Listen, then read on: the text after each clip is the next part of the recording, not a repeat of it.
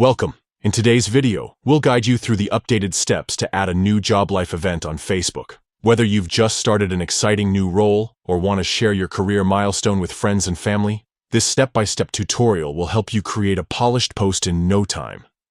Let's get started. First, open the Facebook app on your mobile device. Once you're logged in, navigate to the top of your newsfeed or timeline, where you'll see the familiar question, "What's on your mind?" Tap on it to begin creating a new post. Next, scroll down through the options until you find the section labeled Life Events.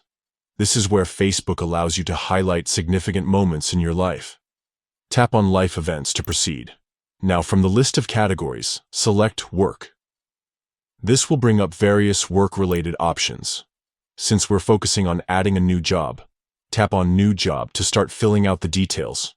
Here's where you can personalize your post. Enter all the relevant information about your new job, such as your position title, company name, and start date. Once you've filled out these details, tap Next to continue. You'll then have the option to write a description about your new job.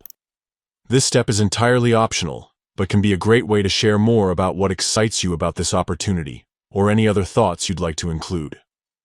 After writing your description, or skipping this step, tap Post.